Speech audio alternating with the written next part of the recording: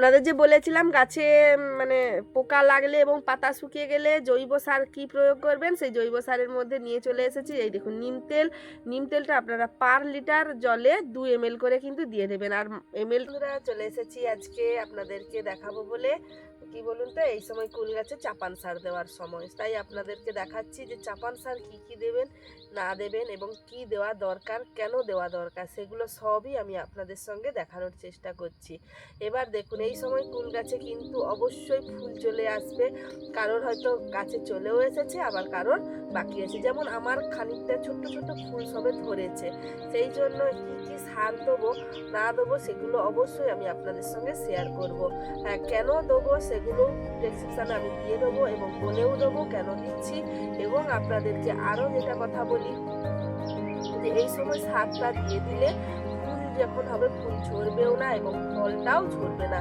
সেই জন্য আপনারা দেখুন আমি কিভাবে দিয়ে দিচ্ছি। হ্যাঁ, আরেকটা বিশেষ জিনিস দেখুন, ফুল গাছে কিন্তু এদিকের ডাল ওদিকে না যাওয়ার জন্য আমি কিন্তু কি করেছি সেটা দেখাই, চলুন।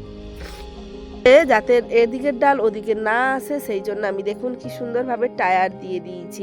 আর রাস্তাটা কত সুন্দরভাবে ফাঁকা হয়ে গেছে। এই দেখুন একটা একটা গাছে আমি এভাবে টায়ার দিয়ে গাছগুলোকে খুঁটি দিয়ে টেনে রেখে দিয়েছি, যার জন্য গাছগুলো কিন্তু এদিকের গাছ ওদিকে আসবে না।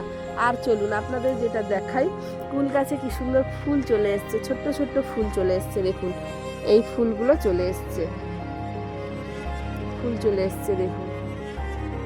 চলুন আপনাদেরকে আগে আমি পুরো বাগানটা ঘুরে ঘুরে দেখাই, তারপরে দেখাচ্ছি কি সার দেবো না দেবো।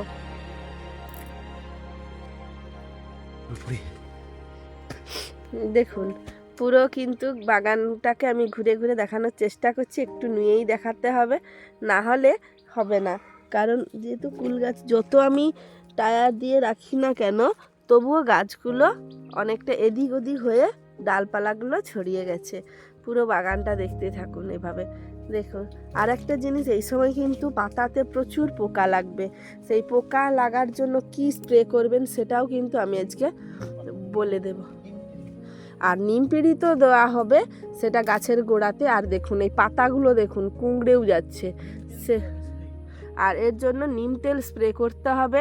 অবশ্যই পুরো ব্লগটা দেখতে থাকুন, আমি কি কি দেবো না দেবো সেগুলো কিন্তু আমি আপনাদের কাছে তুলে ধরবো।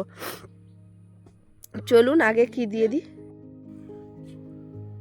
আমি কিন্তু একটা একটা গাছের জন্য 200 গ্রাম করে সার দিয়ে দেবো। আপনাদের কতটা কি পরিমাণ নিয়েছি, আমার তো এত বড় বাগান, সেই জন্য আপনাদেরকে দেখিয়েছি যে কতটা করে পরিমাণ নিয়েছি। আপনারা কিন্তু যখন টবে দেবেন, টবে বেশিরভাগই মানুষ চাষ করে, এগুলো তো কমার্শিয়াল, টবে যখন দিচ্ছেন তখন কিন্তু পরিমাণটা একটু কম করে দেবেন।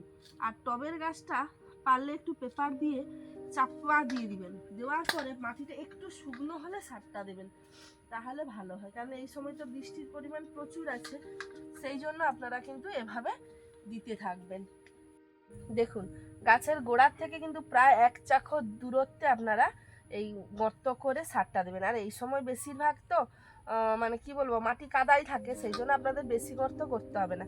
আর এই দেখুন মাপটা আপনাদের দেখিয়ে দিচ্ছি, যখন কমার্শিয়াল করছেন 1 মুঠো, যারা মাটিতে লাগাবেন তারা কিন্তু এই রকমই করে 2 মুঠো নিয়ে নেবেন। আপনাদের পুরো মুঠোটাও আমি দেখিয়ে দিচ্ছি। দেওয়ার পরে কিন্তু এভাবে মাটিটা ভালো করে চাপা দিয়ে দেবেন। আর জানেন তো আগে আমি যে সারগুলো দিয়েছিলাম সেগুলো আপনাদের কাছে দিয়েছি, আর এটাকে চাপান সার বলে। এই সারটা না দিলে ফুল ভালো আসবে না এবং ফলও শক্ত হবে না। আর এই সময় কিন্তু অবশ্যই একটু নিম তেল গাছে স্প্রে করবেন, যাতে গাছে পোকাটা না লাগে। আর মৌমাছিগুলো এই সময় মধু খেতে আসবে, আর মৌমাছি যদি না আসে তাহলে আপনাকে আবার কৃত্রিমভাবে চাষ করতে হবে। সেই জন্য আমার যেহেতু জৈব সার দিয়েই করা, সেই জন্য কোনো সমস্যা থাকে না। চলুন পুরো ভিডিওটা আপনারা আবার হঠাৎ এই ভিডিওটা দেখে ভাবছেন কোথায় চলে এলাম, আসলে না, এত বর্ষা হয়েছিল যার জন্য আপনারা ভালো করে জানেন যে বাড়িতে তো ওগুলো সারগুলো মেশানো সম্ভব নয়, তাই কি কি মিশিয়ে নিচ্ছি আমি আপনাদের সঙ্গে দেখিয়ে নিচ্ছি।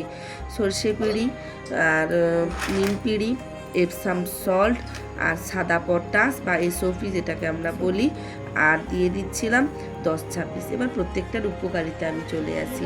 নিম পিঁড়ি কী করবে, আপনার গাছের যে নিচে ভাঙ্গাস এবং এই সময় যে জল জমে থাকে, যার ফলে যে জার্ম হয় বা পোকামাকড় থেকে থাকে, সেগুলোকে মারতে সাহায্য করবে।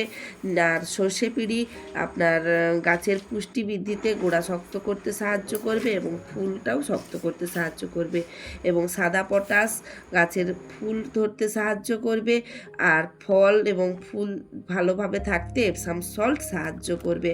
আর সাহায্য করবে 10-26, যেটা পটাশ গাছের ফল এবং ফুলের ভুঁটা শক্ত করতে। মেনলি এটা চাপান সার গাছের গোড়ায় ফুল ফল শক্ত করতে সাহায্য করবে। তাই দেখুন ভিডিওটি। পুরো বাগানটা তো দেখলেন আপনারা। দেখার পরে যদি আমার বাগানটি ভালো লেগে থাকে এবং আমার ব্লগটি ভালো লেগে থাকে, অবশ্যই আপনারা কিন্তু আমার চ্যানেল সাবস্ক্রাইব করতে ভুলবেন না। সবাই ভালো থাকুন, সুস্থ থাকুন। রাধে রাধে।